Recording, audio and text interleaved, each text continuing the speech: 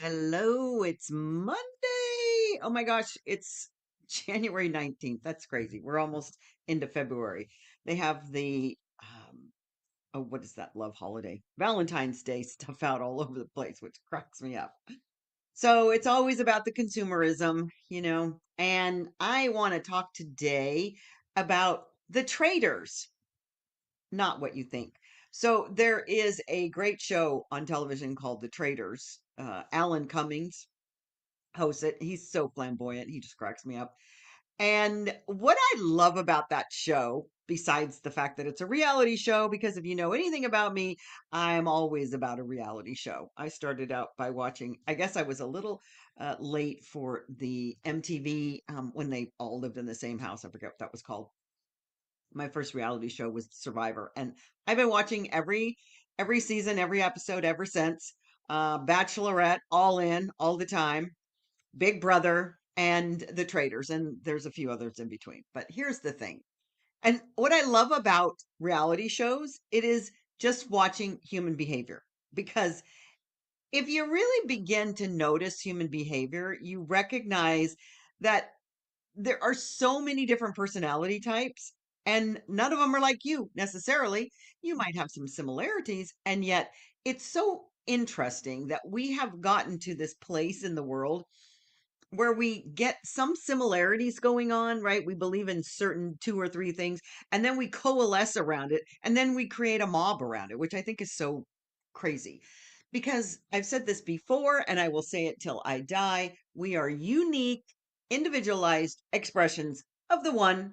So we are one with everything. Therefore, when we are looking at anything, we are looking at ourselves. We are looking at ourselves. We are looking at God being beingness. And so when we call out the fact that somebody is wrong because they don't think or believe the way that we are, that's something, an internal process that's going on.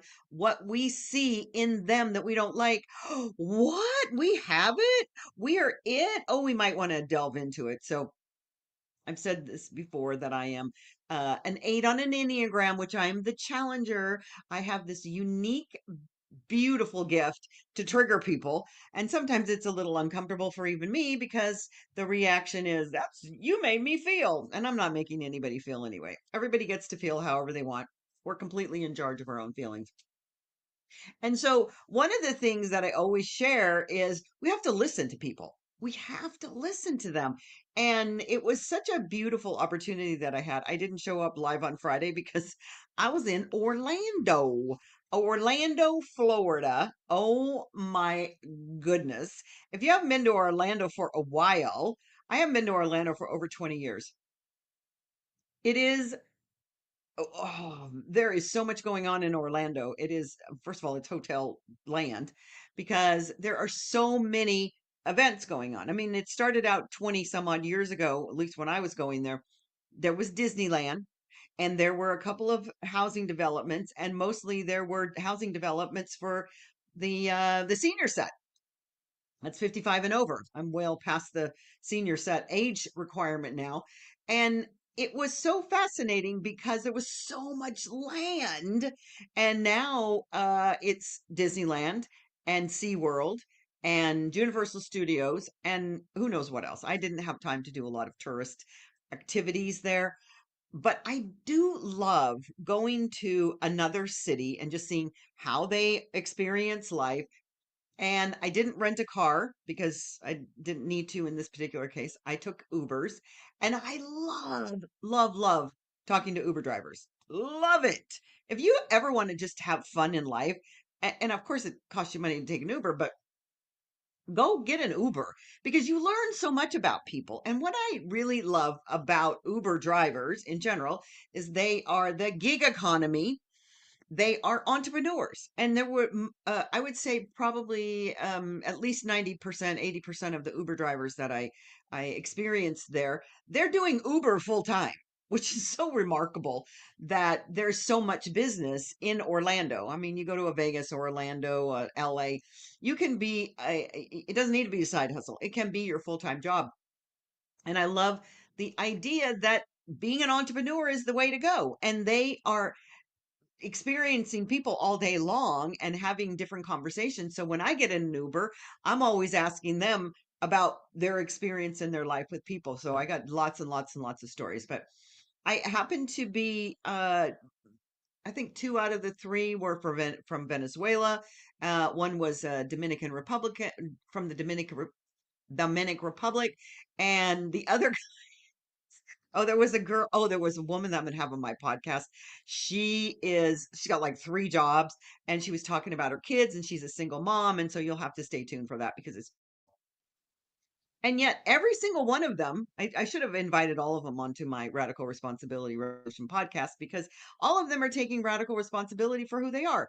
Other than the woman with the three kids, three boys, they all come from another country. They're here experiencing the American dream, which I find so beautiful to hear a perspective because I'm not going to get into politics right here, right now, but I do want to make a point that there are so many immigrants that have come here legally that now live in this country and are taking 100% full advantage the opportunity to experience the American dream.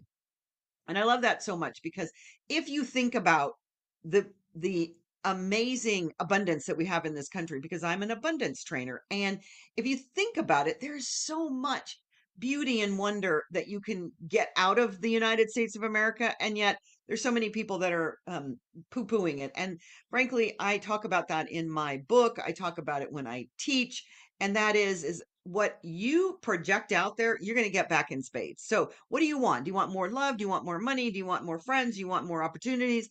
Just be that energy and you can experience it.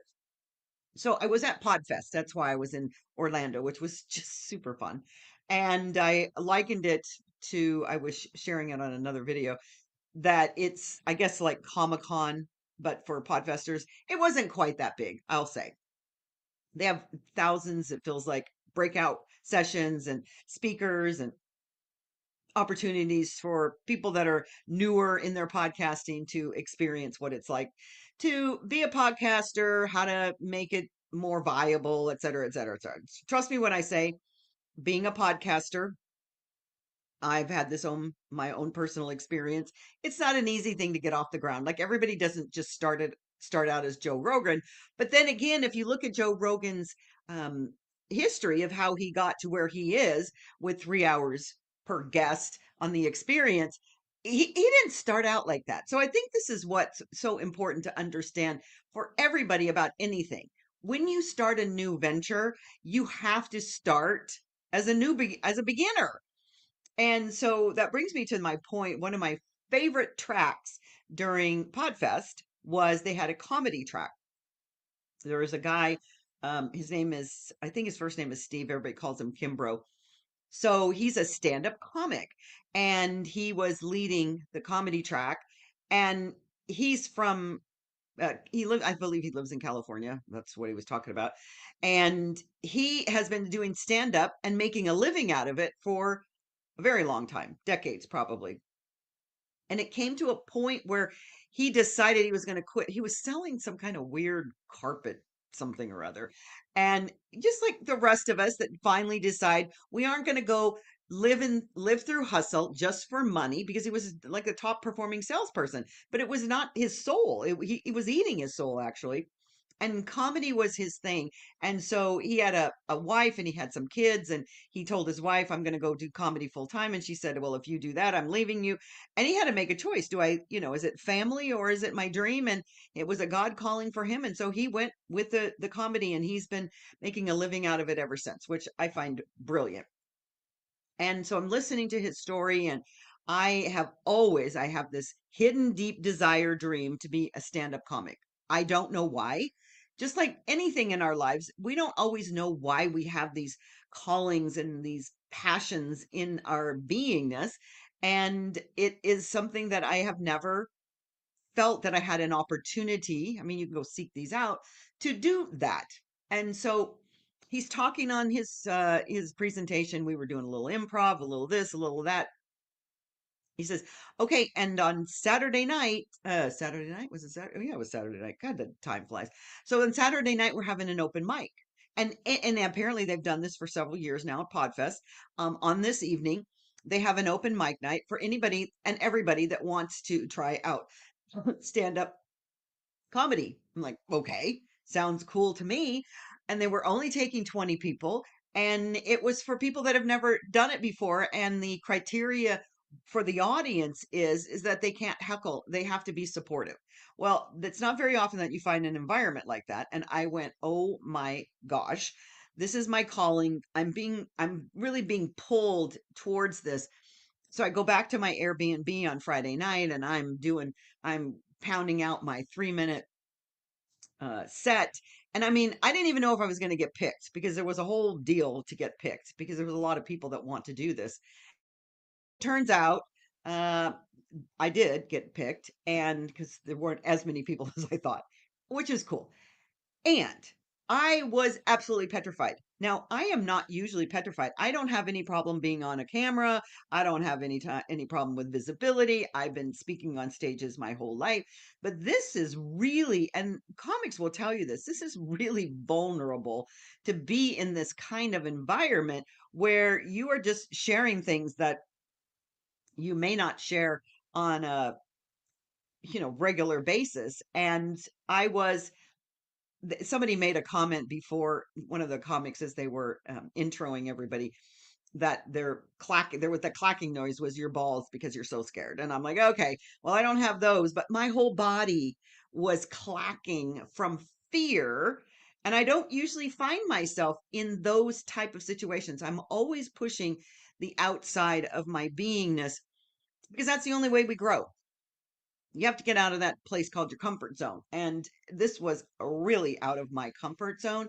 And yet I was just wanting to do it so badly that I was going to go work through the fear. And there was a lot of people before me that were really, really, really good. And I don't know if they have any history of being doing that or not, but they were amazing. And I was so excited about it. And then, of course, I start drinking the compare schlager because I, I'm like, there's no way that I'm that good. But that's what we do as humans. We compare our insides to somebody else's outsides and try to make that match, which it never will. So I want to use that as this idea that this reality show called The Traitors, we are in life with other humans. Like, I was up on that stage. You can see the 3 minutes on my Facebook page. I got such great feedback, although I thought it was awful, because that's what we do as well as humans. We just judge everything that we do, and we say that it's not good enough. And that's a human thing. That isn't what's real. And yet, this whole thing of being around people, of hearing other people's version of the world, of listening to a place where you can begin to understand somebody. And I've shared this multiple times on these lives, is that we are not spending enough time in our lives understanding those people around us. And so I got home, and The Traitors has just started. If you've never watched that show, it's really super fun. But you don't, so they pick traitors, and then there's what they call the faithfuls. And so the faithfuls are trying to uh root out the traitors, and I love it. It's a reality show. But what I find so fascinating is that you've got, I don't know how many people are on there, 18, something like that, people in a castle, that they all see something different. Like, they're all trying to figure out who these traitors are. And each person is so firmly entrenched in belief that their observation of somebody is accurate. And I thought, this is such a beautiful metaphor for life. The Trader Show. It is such a beautiful metaphor for life, because that's what the world is doing. The world is out there making, and I'm part of the world, you're part of the world. We're out there making these judgments about other human beings as if we know what they have experienced in life. No, we don't. And the only way we will ever understand is to actually be curious, my word for the year, ask questions, and listen. So I met Venezuelans that had a whole different take than what the news media wants to purport. I met Minnesotans there that have a whole different reflection on what's happening in their city that in Minneapolis than what the news wants to tell you. So my wish for everybody that listens to anything that I share is that we begin to see our similarities, ask how we are the same, connect with ourselves on this soul level, and stop paying attention to all the outside noise. And then this also is an opportunity in your world, perhaps, to step out of your comfort zone. You may not have to stand on a stage and do a stand up bit, but what is scares you to get out of your own way to connect with the world? Because that's what I was doing. I was connecting with an audience. I didn't know how it was going to land. I didn't know if they were going to think any of this was funny, which that's not the success ratio. The success for me was that I could feel that flippin' fear running through my body like I had just been tasered and do it anyways. This is what life is. You have to feel that absolute exhilaration that may be feeling like fear in order to go to those places that are the juicy and delicious places. They will never, ever be in your comfort zone. And believe me, I love my comfort zone. I got home, I recharge here. I'm an introvert, so I really want to have that downtime. And at the end of the day, it's always about what is the next edge that I'm going to press against? What is the next place outside of this comfort zone? And I think one of the things that I found so rewarding about this experience was I'm 70 years old.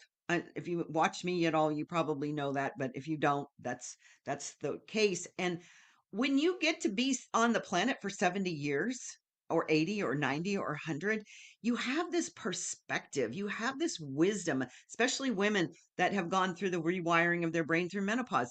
You get to see the world in a way, if you're open and willing to see it differently than you have for every day before that, it's so beautiful. There is so much to be grateful for. And that is the thing that I teach the most is gratitude is the gateway. I've done 2 chapters on it in my book, Your Inner Billionaire, because gratitude will get you to those places and will allow you to attract that which you desire. If you are constantly in resistance, in hate, in bullying, in thinking negative thoughts all the time, because that just downloads into your body as that chemical signature of, you know, pushing life away. In order for us to really embrace life, it's about letting go of all of your crazy negative beliefs and then embracing what's truly beautiful and wonderful. And that is that every single thing on this planet is a direct mirror reflection of who you are on the inside. So if you see something out there that you don't like, look at what you're thinking and believing in here and how that is created. Where did those beliefs come from? Because I guarantee you that the beliefs that you have are not yours. They were a compilation of all those people that you have been around from the beginning of your life. So, watch the Traitors. I'll talk about more about the Traitors because it's super fun. And know that you are here to experience every juicy, delicious part of life, and that is getting out of your comfort zone. So, I'll see you tomorrow. Take care. Thanks for showing up. I can't see y'all because I'm on StreamYard. So if it's on Facebook, I know you're there. I can see your little